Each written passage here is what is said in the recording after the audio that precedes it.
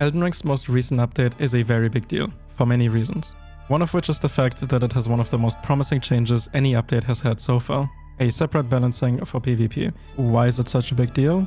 I will get into that in a bit. To start, FromSoft reverted many PvE nerfs that were meant to just affect PvP, like the huge Rivers of Blood nerf. They also made colossal weapons faster to chain attack and adjusted poise values for many heavy weapons and two-handing weapons to just overall make more sense. They buffed almost every spell, especially bestial incantations, made status Ashes of War way more effective, and nerfed some things like seppuku, crouch poking, rotten breath, fingerprint shield, and more. But none of it is bad or uncalled for. Also, Sword of Night and Flame is finally viable again.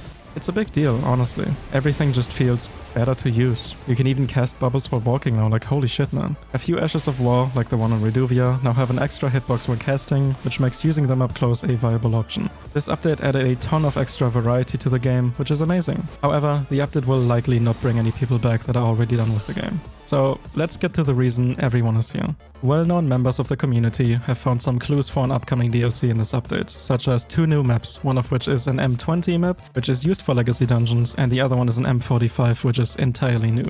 That, together with the leaked cut content Covenant titles from a few months ago, and the now added separate PvP balancing, strongly suggests a competitive PvP mode in the future. You might also remember people finding out that the free Colosseums on the map are fully functional with elevators, so it could very well be set arenas for the potential ranked PvP. It's all coming together now. Also, if you ever wondered what the maps look like, here's Farum Azula in DS Map Studio, a software used to edit maps.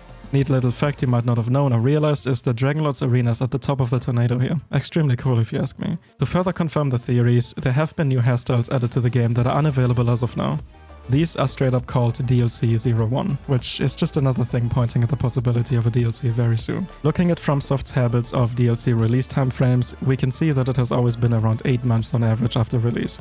For Elden Ring, that would mean around the end of this month. Am I saying that it might come out that soon? Probably not. But I have a strong suspicion it will either be the end of next month or early December. Many game companies like releasing in December. Rest in peace, Silksong, you will be forgotten, so it is really not that unlikely. What about the data leaks for a DLC in late 2023 called Barbarians of the Badlands? Remember that? That might very well still be true. It could be the second DLC, given that there would be another around 8 to 12 months from the assumed first DLC release, and Dark Souls 3's 2 DLCs were almost exactly 1 year apart. Again, not safe to judge by, but it's the only clues we have. Lastly, with all the cut content found over the last few months, there really is no reason to not believe that the DLC will be coming soon. My theory is that the DLC will likely be related to the demigods and their past, maybe a time before the Shattering, or maybe the Mikala DLC everyone theorized from the start, but only time will tell. I for one will be preparing a DLC file with every item in the game and at around level 150 ready to go for whenever the DLC comes out. If you enjoyed the video, then I would appreciate if you could leave a like or maybe consider becoming a member for just $3 a month. It would help me out immensely. Anyways, that's all. I'm going to crawl back into my cave and wait for the DLC.